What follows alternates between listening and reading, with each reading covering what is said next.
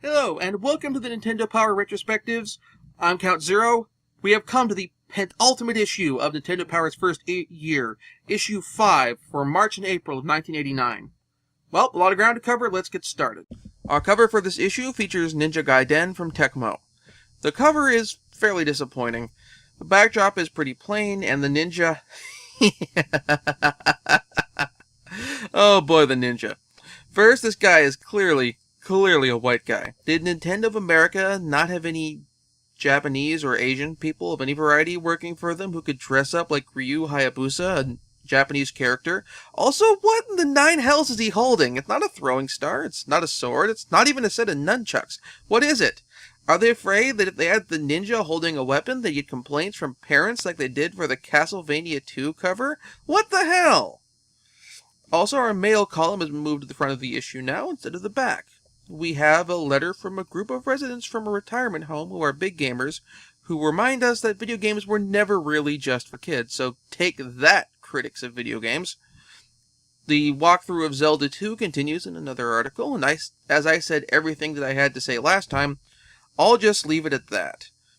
We then have our CES report. So, well, it's 1989, so instead of E3, we had the winter and summer consumer electronics shows, and in this case, well, we're talking winter CES. The article is written somewhat from the perspective of Nestor, and we get a very brief rundown of what each of the companies at Nintendo's booth were displaying at the convention. Aside from the various games on display, one peripheral gets a particular degree of focus, and that is a new controller, the Power Glove. I am now contractually obligated as an internet critic to use the following clip. I love the Power Glove. It's so bad. Here we go, our cover title, Ninja Gaiden. We get a rundown of the various special moves and power-ups in the game, as well as some very nice art. That said, is it just me, or does Jacchio look like he has antenna in the art? We have maps for the first 3 areas, as well as descriptions of the game's cinematic cutscenes. While the cutscenes are great, and I've always had a soft spot for games on the NES that tried to do more from a narrative standpoint, as this game did, I do have to disagree with Areno's assessment of Ryu from his playthrough of the first Ninja Gaiden. He really is a terrible ninja. That said, moving on to the gameplay, Ninja Gaiden is one of those games which Areno, of Game Center CX, managed to beat legit, with a lot of time, a lot of work, and the help of his talented assistant directors. I, at present, have not beaten the game legit, instead having beaten the Super Nintendo release of the game from the Ninja Gaiden Trilogy Collection, using an emulator and save scumming. Anyway, this is one of those games that's put in the category of fun, but incredibly hard. The difficulty is due basically because the game makes a calculated effort to throw enemies at you exactly where you least expect them, or can't really work around them. For example, if you're jumping forward in a tricky platforming sequence, or by spawning repeat enemies when you're trying to grab a power-up item.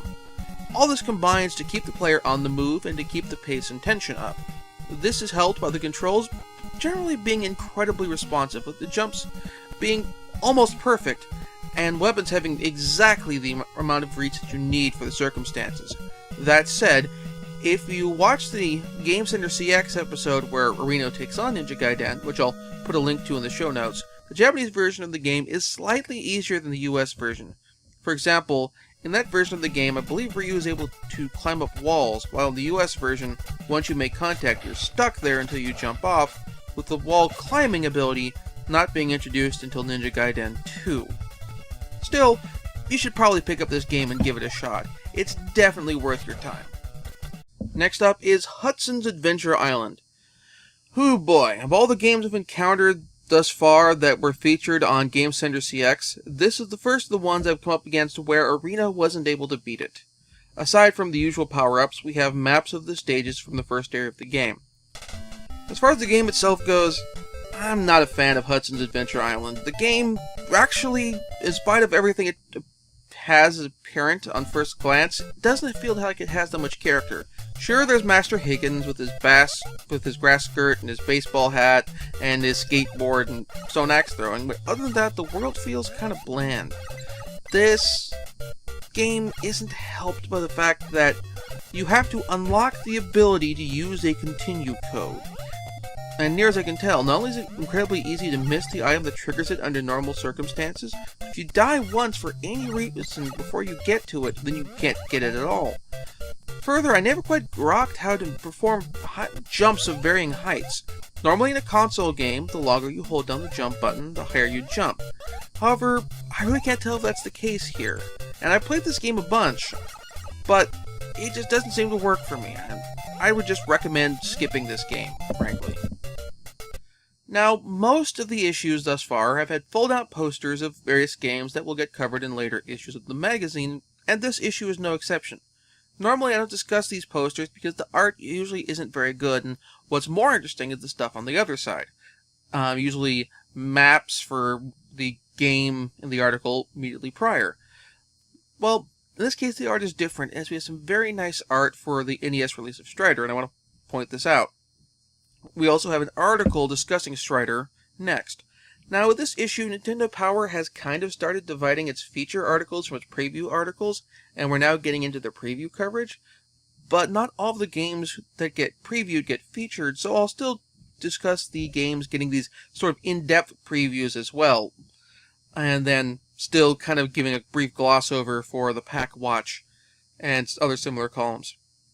We get a rundown of the game's power-ups, as well as a map of the first stage of the game. Now, Strider for the NES is one of those games that are part of a major franchise, or semi-major franchise, which gets a fair amount of crap.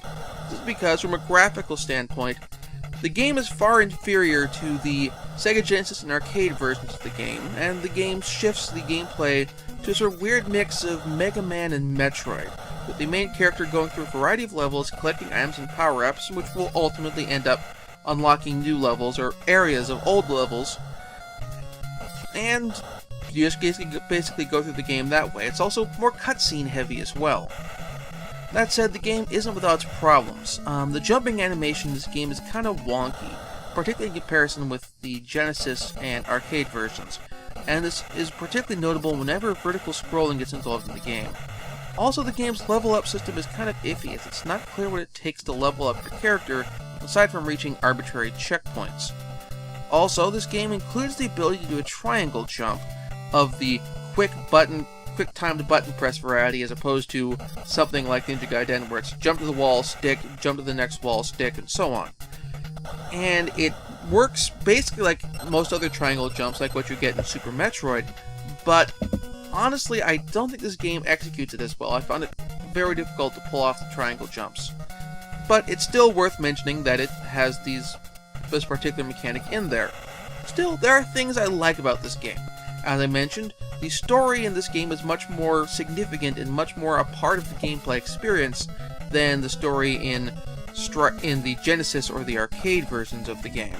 And apparently it attempts to adapt the story of the first Strider manga, Strider Hairu, which is published before the game came out. So I definitely recommend giving this game a look-see, and possibly picking this up if this sort of Metroid Mega Man style gameplay is the kind of thing that you're interested in. I've been considering doing some reviews of unlicensed and out-of-print anime and manga for quite some time, and playing this game really makes me want to hunt down the original manga and check it out. Some of the tankobon, the trade paperbacks, have been translated. I'll probably download some of those and give it a look. It sounds like it could be interesting. We'll have to see. I'll let you know when I get to that. Next up is Cobra Triangle, and if you thought we were going to make it through an issue of Nintendo Power without reviewing a game by Rare, well, here's our Rare title for this issue, which is published by Nintendo. Cobra Triangle is one of those games that's interesting. It's a racing game with weapons, like RC Pro-Am, but it's got a power-up system like the one from Gradius. However, it's kind of more simplistic. RC Pro-Am had a wider variety of courses and tracks of increasing complexity as you went through the game, while Cobra Triangle kind of has a repeating loop of different variety of missions, each ending in a boss fight against some sort of giant animal, with the intermediary levels somewhat varying depending on which circuit through this sort of conceptual loop there is. The controls are generally pretty good. The boats control how you'd expect a power boat to control. From a difficulty standpoint, though, the game does have a problem of basically giving you an effective god gun in terms of the homing missiles, which seek out any enemies on stream. Thus, with a controller that has a turbo button, like the NES Max with the Advantage, you can just turn on turbo, hold it down, and basically cheese the game. Still, it's fun, and I definitely consider it worth picking up if you're interested in getting more racing games to expand your collection. This is a single-player title, though, so if you're expecting a certain degree of multiplayer, you'll be kind of disappointed. Here I go, entering the realm of the spoony one again for this next game, The Adventures of Bayou Billy. The article gives us a rundown of the various fighting and shooting stages of the game, and this freaking game. There is nothing about this game that Spoony doesn't say in its review that I don't agree with in every possible respect. This game is abysmal. This is a disgrace to video games. I could sit here and reiterate every single point that is wrong with this game, but I'd be covering the exact same ground as Spoony's review, possibly with less profanity. But I don't want to do that. I'm putting a link to his review in the show notes, and instead I'll just talk about the one thing that he didn't bring up that possibly might, I don't know if it's in game favor or what. In short, from a premise standpoint, Bayou Billy had potential. If this game were to be remade now, where game developers aren't restricted by the limited content restrictions that the Nintendo of America put on developers and publishers back in the day, this could have a lot of stuff done with it to make it an interesting game. Particularly nowadays where we've had the Grindhouse collection. It's gone beyond a double feature to including films like Hobo with a Shotgun. And this came out a game that kind of took advantage of that in a better way than something like Wet did. Where if you know anything about sort of the exploitation film subgenres, even if you're not like a big follower of it like Brad Jones is, you'll know that like back in the 70s and part of the 60s, we had the sort of the biker exploitation genre, and a bit of the redneck exploitation genre. Some films that kind of tied into all this, like the Billy Jack series, the early installments where you had the sort of half Native American drifter taking on biker gangs, protecting peaceniks, and you beating them up with this kung fu. And we could have gotten something that kind of tied into that, had the sort of Billy Jack style martial arts, possibly have it involve a sort of Boss Hogg-esque, like a truly malicious Boss Hogg-esque antagonist, as opposed to being Boss Hogg in the show is a villain, and Dukes Bastard is a villain, certainly, but I wouldn't exactly call him sinister. An actual sinister antagonist would have made things better, much as the game has, and have it kind of tie into all of that and give Bayou Billy a sort of Billy Jack style character, or possibly make him a little more smooth and suave, like Gambit from the X-Men. At the time, of course, the game couldn't have featured any of this content because, Nintendo's content restrictions, they're just, the more edgy and artistic and interesting stuff visually, oftentimes it's based on either, if they're not visually impressive because of technical stuff, like with Ninja Gaiden, it's impressive, and if they're daring, it's because of what they managed to slip past the censors, like Monster Party. But yeah, this game came out now. If someone were to remake this game or reboot the franchise now, I could really see this game done with a sort of grindhouse feeling, hopefully done unironically, and done in the fashion that makes for an interesting game, but also which has a real sense of character and flair to it. However, because this game turned out as poorly as it did, I feel like it's tainted the well for the franchise, so that we really couldn't get a game like this now, or get a reboot now that could do the premise what it deserves. Not what it deserves, but do the premise justice. Because this game doesn't.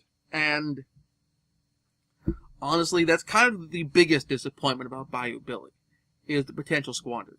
So we continue in the realm of Konami with the first Teenage Mutant Ninja Turtle game, which also takes me back into the realm of games that have previously been covered by the Angry Video Game Nerd.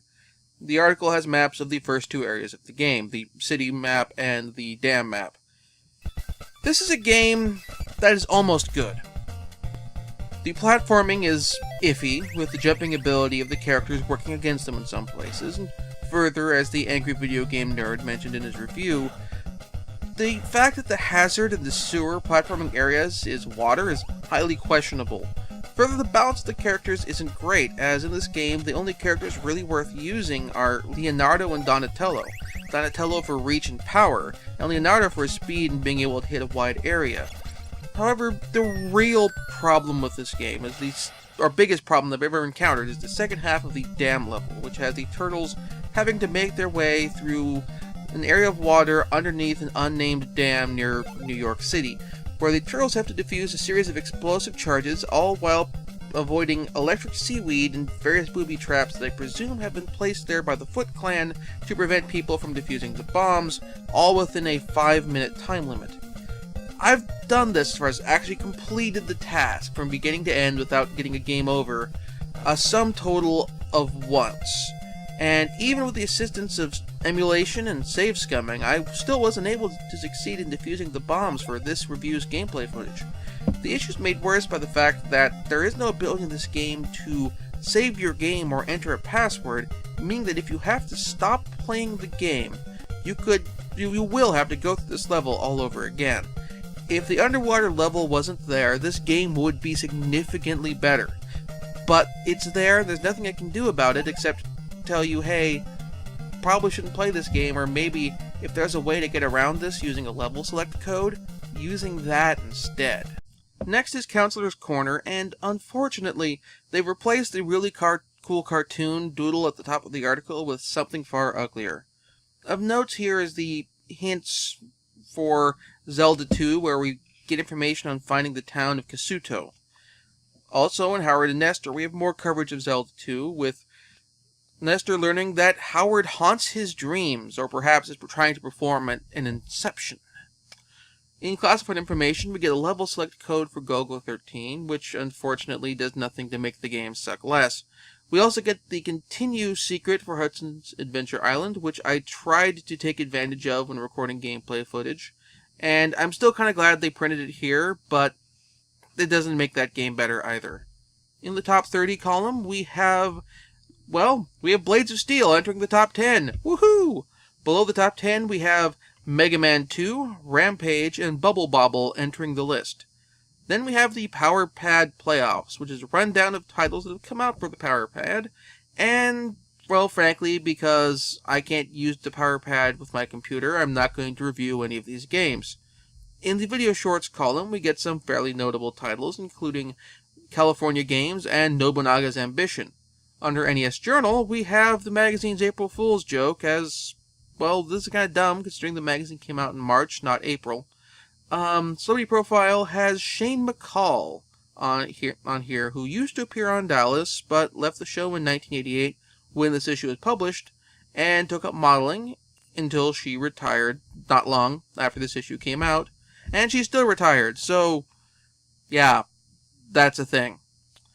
Finally, we have the rundown of the nominees for the Nintendo Power Awards, their annual awards for best games and characters and so forth and so on, and I'm putting the ballot up on the screen right now, so take a look at that, go ahead and freeze frame this, and decide, well, who would you want to win these various categories, and post your thoughts in the comments, and we'll discuss the results in the next episode. Sadly, there are no multiplayer games this issue, so there's only one pick that I'll be giving, and that is for Ninja Gaiden. The game plays very well, and while it's hard, it's not sadistically hard. And honestly, I mean, it's a game that's changed the way storytelling is done in video games. It has cutscenes. It has basically the 8-bit equivalent of the pre-rendered cutscene. Before we got the sort of sophisticated before in-engine cutscenes as we know it kind of came about, and rather than just having them being used for bookends, an opening and a closing, like with, for example, games like, Blaster Master from earlier I can speak from earlier issues. Ninja Gaiden uses these cutscenes, these dramatic, actually melodramatic cutscenes, to tell an interesting, if certainly flawed, story. And there's a lot to be applauded for that. I've always felt that even if ambition in storytelling or in making a game, whether it's like mechanical or narrative or whatever standpoint, even if it fails, it's still worth applauding it because I want to see more of it. I want to see more people push the limits and be ambitious and try new things or do things in ways that they perhaps haven't been done before. And this game definitely handles storytelling in a way that hadn't been done before it came out. And I strongly recommend people, if you've never, ever played the original Ninja Gaiden, you really should pick it up. It's definitely worth a shot. Now again, if you've enjoyed these videos, please subscribe to my YouTube channel or Blip.tv channel and give this video a thumbs up or love on the respective locations. Next time we'll get to the last issue of Nintendo Power's first year, issue 6, and after that, we're going to spend a couple of issues talking about the best of the rest. Not issues, but a couple of videos talking about the best of the rest. The games which were featured on the top 30, but which did not get covered in the magazine. What stuff perhaps the Nintendo Power editors didn't feel was worth mentioning, or what have you. But games which managed to get a following of some sort or another anyway. We'll talk about those next time, or rather in 2 episodes, but until then, I'll see you on the next episode of the Nintendo Power Retrospectives.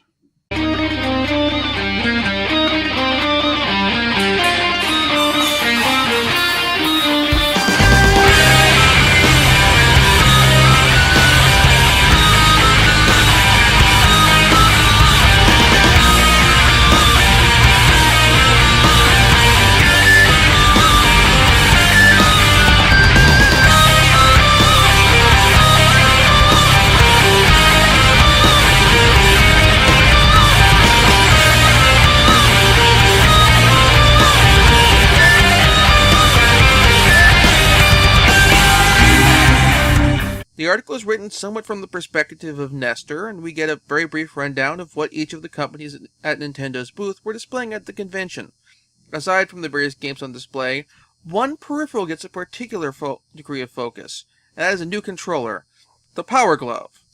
I am now contractually obligated as an internet critic to use the following clip. I love the Power Glove. It's so bad.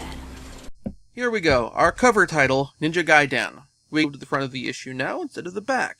We have a letter from a group of residents from a retirement home who are big gamers, who remind us that video games were never really just for kids, so take that, critics of video games.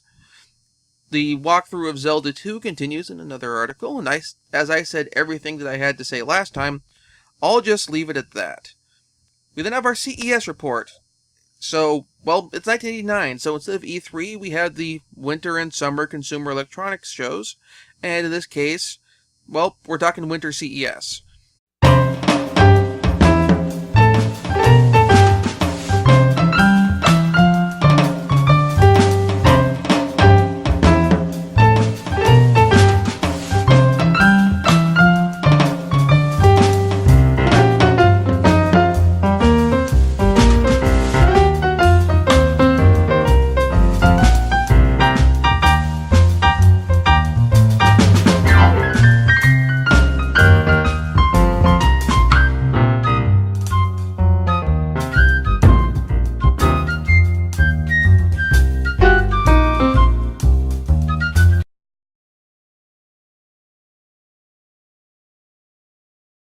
Hello, and welcome to the Nintendo Power Retrospectives. I'm Count Zero. We have come to the penultimate issue of Nintendo Power's first year, issue 5, for March and April of 1989. Well, a lot of ground to cover, let's get started. Our cover for this issue features Ninja Gaiden from Tecmo. The cover is fairly disappointing. The backdrop is pretty plain, and the ninja... Oh boy, the ninja. First, this guy is clearly Clearly a white guy. Did Nintendo of America not have any Japanese or Asian people of any variety working for them who could dress up like Ryu Hayabusa, a Japanese character? Also, what in the nine hells is he holding? It's not a throwing star, it's not a sword, it's not even a set of nunchucks. What is it? Are they afraid that if they had the ninja holding a weapon, they'd get complaints from parents like they did for the Castlevania 2 cover? What the hell? Also, our mail column has moved